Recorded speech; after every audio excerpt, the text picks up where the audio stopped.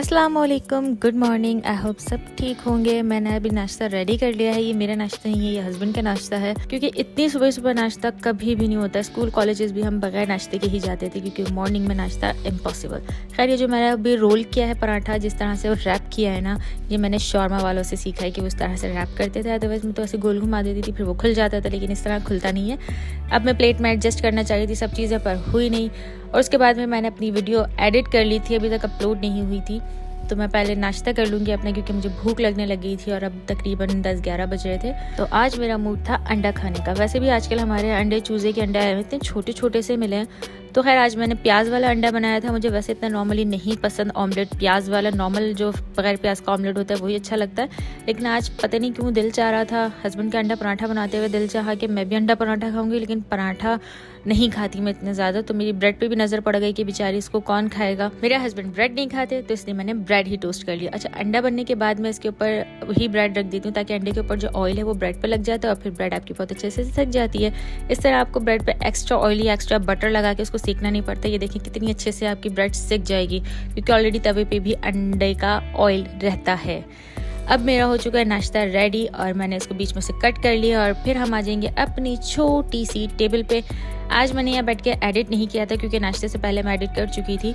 अभी यहाँ बैठ के मैंने एक छोटा सा क्लिप देखा था और फिर आ गए थे हम किचन में। आज बीफ बनाना है और फिर मैंने एक चिकन भी निकाल लिया था, जो मैंने लास्ट टाइम थोड़ी सी हड्डी वाला चिकन में साइड में कर लेती हूँ बोनलेस बनाने के लिए, ताकि वो डिफ्रोज हो जाएगी जब तक मैं अपने दूसरे काम कर लेती हूँ। और दूसरा काम में ये था कि सबसे पहले मैंने घर में ही वॉक किया। अगर बाहर करती तो मैं जल भुन के टिक्का बन चुकी होती, बहुत तेज धूप है। Back to the kitchen. अब हम खाना बनाना स्टार्ट करेंगे और यहाँ मुझे बिल्कुल समझ नहीं आ रहा था कि मैं गोश्त का बनाऊँ क्या। तो फिर मैंने कहा चलो गोश्त गलने के लिए तो हम चढ़ा ही देते हैं। और सर में भी दर्द अभी तक नहीं जा रहा है। सर का दर्द आता भी अपनी मर्जी से है और जाता भी अपनी मर्जी से है, चाहे आप कितने भी पेन किलर्स खा लो। तो भाई हमारा सर का दर्द भी अपनी मर्जी से ही जाएगा, लेकिन जिंदगी के काम तो चलते ही रहेंगे। ओ गॉड, गहरी लाइन बोल दी मैंने, सॉरी, माजरत। तो अब तक तो देखा ही होगा मैंने क्या क्या किया है। प्याज ब्राउन कर ली थी और फिर अदरक लहसुन डाल के गोश्त को मैं अच्छी तरीके से भून लूंगी। जब वो अच्छे से भुन जाएगा तो उसके ऊपर मैं पानी डाल दूंगी और उसको ढक के गलने के लिए छोड़ दूंगी कि वो गल जाए अच्छी तरीके से। उसके बाद फिर सोचेंगे कि इसका बनाना क्या है।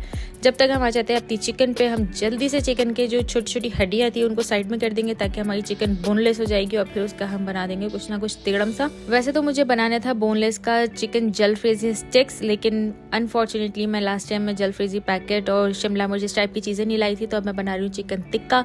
इसके लिए मैंने चिकन टिक्का पैकेट में से 1 चम्मच चिकन टिक्का लिया, फूड कलर डाला, लेमन डाला और उसको कर दिया अच्छे से मिक्स। उसके बाद उसमें डाला था 1 चम्मच दही। मेरे पास चिकन कम है तो इसलिए मैं थोड़ा सा मसाला बना रही हूँ। अगर ज़्यादा चिकन है आपके पास तो ज़्यादा मसाला बना लीजिए।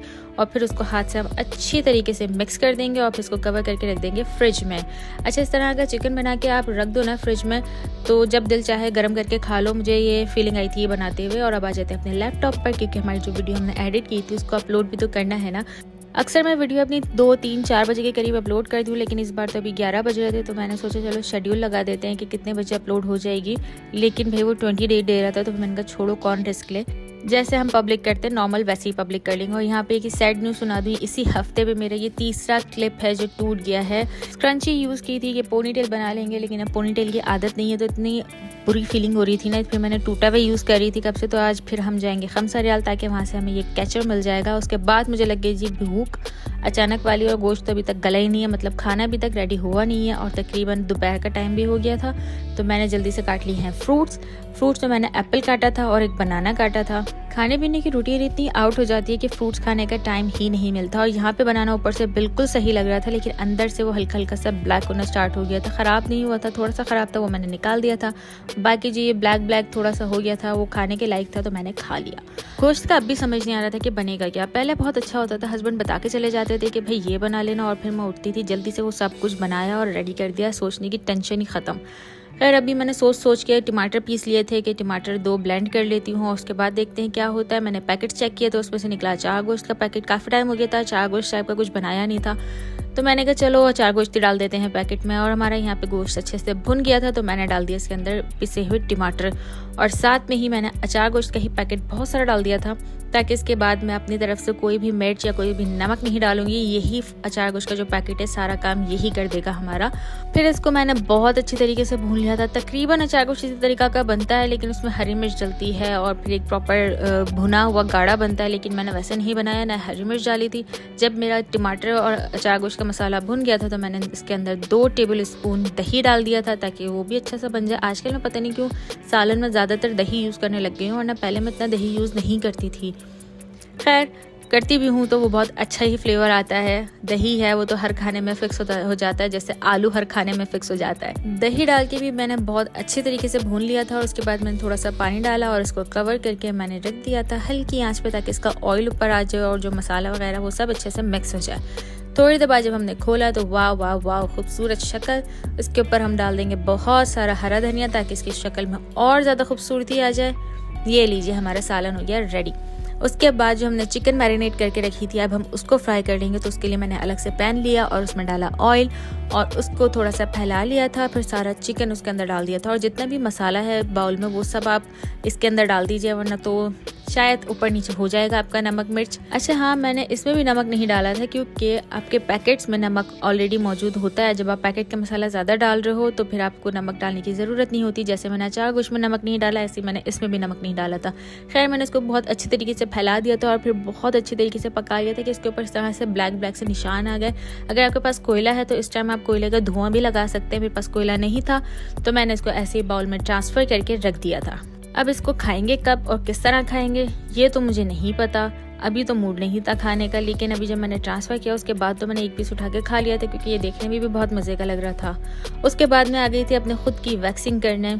यहाँ मेरे पास ये लुबनास की वैक्स है, जो कि मैंने इसको बहुत अच्छे से गर्म कर लिया था। और फिर मैंने सोचा कि अपने क्लिप को जोड़ लेती हूँ। सुपर ग्लू ढूंढने की मैंने बहुत कोशिश की, लेकिन मुझे सुपर ग्लू नहीं मिली। तो फिर मैं अपनी ग्लू गन ले आई थी कि मैं इसी से ही जोड़ लेती हूँ, शायद इससे जुड़ जाए। लेकिन थोड़ी देर बाद ये दोबारा टूट गया था, ग्लू गन नहीं काम की। तो अब जो मैंने सालन बनाया था अपनी तरफ से ऐसी अचार गोश्त, वो देखने में इतना मज़े का लग रहा था कि उसके साथ नान खाना बनता था। तो मैंने अपने हस्बैंड से कहा भैया आप आते हुए नान ले आएगा, रोटी तो मैं नहीं बना रही।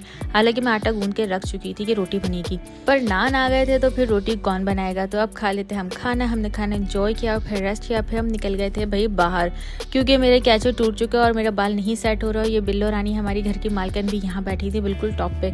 वैसे यहाँ पे जब ये ऊपर आती है ना तो ये कुछ ना कुछ कारनामा करके ही जाती है, मीन्स अपने वेस्टेज छोड़ के जाती है। लेकिन अल्लाह का शुक्र अभी तक तो नहीं किया था इसने। खैर जी हम चलते हैं अब खमसा रियाल की तरफ, और हम खमसा रियाल पहुंच चुके हैं। कुछ दिन पहले भी हम गए थे तो आज भी हम गए हैं। आज मेरी नज़र पड़ी इन क्वेश्चंस पे जो कि फ़्लाइट के दौरान यूज़ करते हैं, जो कि मुझे बिल्कुल यूज़लेस लगते हैं। खैर मैंने कहा चलो वीडियो बना लेते। क्वेश्चन नीचे भी गिरा हुआ था और मुझे यहाँ पे मिल गई इतना खूबसूरत सा पाउच।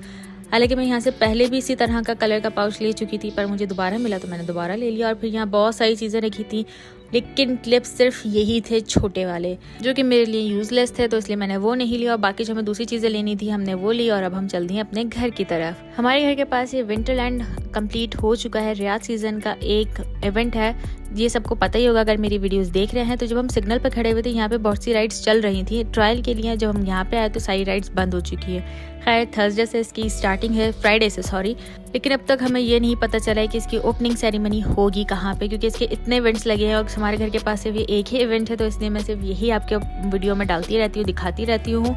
देखते हैं आगे और कौन से इवेंट्स नज़र आते हैं और कौन से इवेंट्स पे हम जाते हैं। फिलहाल हम पहुंच चुके हैं घर, और इस टाइम मुझे लग रही थी इतनी शदीद भूख के बस घर पहुंचते ही मैंने सबसे पहले खाना गर्म किया, क्योंकि मुझे लग रही थी बहुत शदीद भूख। और ये मेरे हस्बैंड मरिंडा लाए थे तो मैं खाने के साथ ये मरिंडा खा रही थी और मुझे इतना मज़ा आया, ऐसा लग रहा है मैंने कितने दिनों बाद खाना खाया है। जब बहुत तेज़ भूख में आप खाना खा लो तो ऐसे ही लगता है कि कितने दिनों बाद खाना खाया। तो मैंने बहुत इंजॉय करके खाना खाया और फिर मैं आ गई थी बेड पे, मीन्स के मैंने सब कुछ वाइंड अप कर दिया था और अब बारी है सोने की। थक चुके हैं क्योंकि हम खमसा रियाल में बहुत घूमना पड़ता है ना। चलें जी मिलते हैं कल, अल्लाह हाफ़िज़।